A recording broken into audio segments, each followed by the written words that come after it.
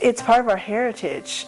At the Capulets' house, and they're all getting kind of drunk, and a play has survived 400, 500, 600 years. It's because it's good. When Romeo grabs Juliet's hand. Well, I think a lot of today's kids have never really had the chance to experience real live theater. They can't find the love that they have in their hearts, and they finally found a sympathetic soul, and the whole rest of the world went away. William Shakespeare's works have been translated into hundreds of languages and shared by people all over the world. However, when it comes to the windy plains of Wyoming, A Midsummer Night's Dream is not usually what comes to mind. You know, when Diane moved to Lander, Wyoming and said she wanted to start a Shakespeare troupe, it sounded like an impossible dream. The mentality was, nobody will come and see Shakespeare here. You know thy crazy title. Many of Diane's unique choices have breathed new life into Shakespeare for a modern audience. Yes, they did The Taming of the Shrew as a Western. And South Pass looked like Padua to us. They used the balconies, they used the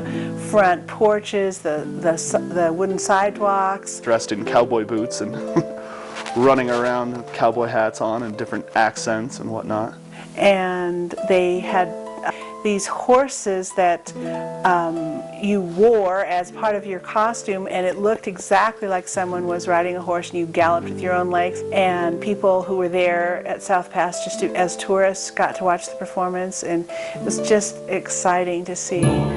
A large part of Diane's efforts to bring Shakespeare to the Mountain West include bringing it to our children, sometimes through unconventional means. This is a single-handed broadsword so that you get those nice sounds, you know. We actually did teach my 8th graders this year a little bit of stage combat with their fingers. They use their fingers as their sword. When she did West Side Story here at Lander High School, they had knife fights, the rubber knives, of course, but they were fabulous. I mean, there was leaping and jumping and dodging and fending and here's some shields. They make also great sound. Of course, performing in Wyoming outdoors does present a few challenges. Rock Springs, same thing. It's like there's a rain that's coming, and it's like show must go on. The winds did come, and I remember we had these flats up, and the audience, I guess they weren't getting hit by the wind. They were just sitting there listening to us, and we were screaming our lines, and behind the set,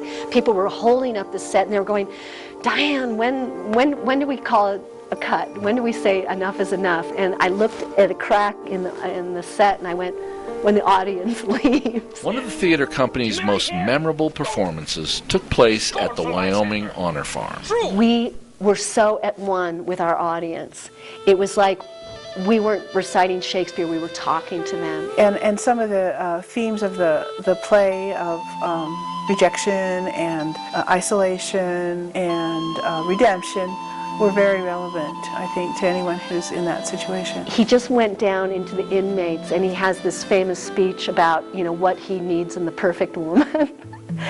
And he just talked to them, and it was like they were having a conversation. It was magical. It was beautiful. That is what I love about Wyoming audiences.